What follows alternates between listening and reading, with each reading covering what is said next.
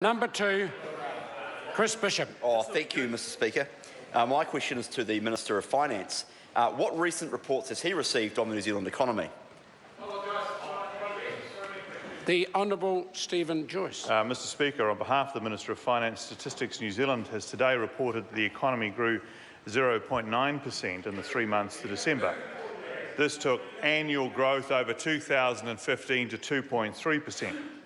The first half of 2015 was a weaker time for the economy, so it's pleasing to see that growth has picked up again in the second half of the year, with now 2 quarters of nearly 1% growth, Mr Speaker. Growth was led by service industries, which made up 70% of the economy. The construction sector also saw strong growth. Our 0.9% growth rate compares positively with other developed countries, with 0.6 in Australia, 0.5 in the UK and 0.3 in the US. The OECD average was 0.3%. Supplementary, Mr Speaker. Supplementary question, Chris Bishop. Thank you, Mr Speaker. How is diversification of the economy contributing to sustained moderate growth, delivering more jobs and higher incomes for New Zealand families? Order. The Honourable Stephen Joyce.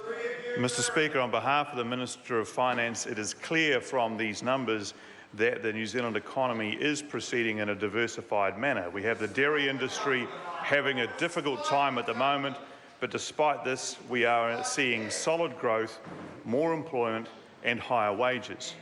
While we are of course concerned for dairy farmers, the important lesson is that it doesn't mean the whole economy is in difficulty, and that, frankly, Mr Speaker, is a good thing for all of New Zealand. We're seeing continued growth across many parts of the economy. For example, tourism is performing well.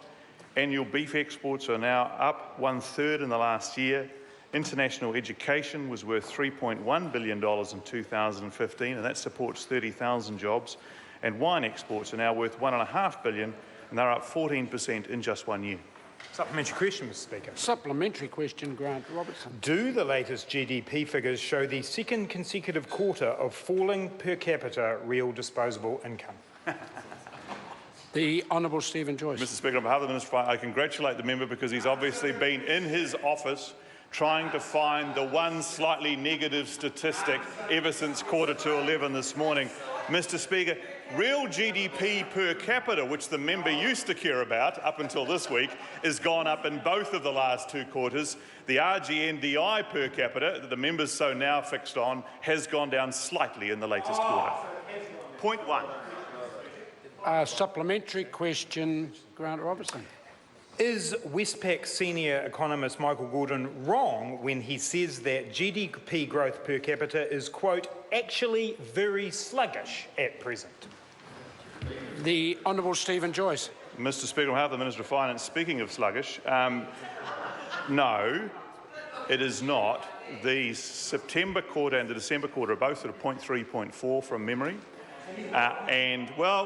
The Westpac economists were predicting 7% unemployment this year at one stage. I know they've been very quiet on that lately. Supplementary question, Chris Bishop. Thank you, Mr Speaker. What reports has he received recently on reductions in New Zealand's external financial vulnerabilities? The Honourable Stephen Joyce. Mr Speaker, on behalf of the Minister of Finance, it's good news there too. Statistics New Zealand yesterday released its latest balance of payments figures. They show the current account deficit is currently 3.1%, which of course is significantly better than we used to experience. We were around the 8% mark back in the period prior to the GFC, before this government came into office. Statistics New Zealand also reported that New Zealand's net external debt has now fallen to 55% of GDP, down from 83% when National took office, and now the lowest level since 2003. These figures represent good progress in improving a long-standing imbalance in the New Zealand economy which we inherited.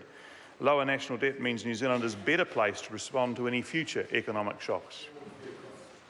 Supplementary, Mr Speaker. Supplementary question, Chris Bishop. Thank you, Mr Speaker. How is the government's responsible and consistent program of economic management, which contrasts with reports of other more knee-jerk approaches, supporting ongoing moderate growth in the economy? The Honourable Stephen Joyce. Well, Mr Speaker, on behalf of the Minister of Finance, it's important that the government continues to undertake responsible and consistent economic reform which gives businesses the confidence to invest and grow, and not just reacting to the latest news cycle.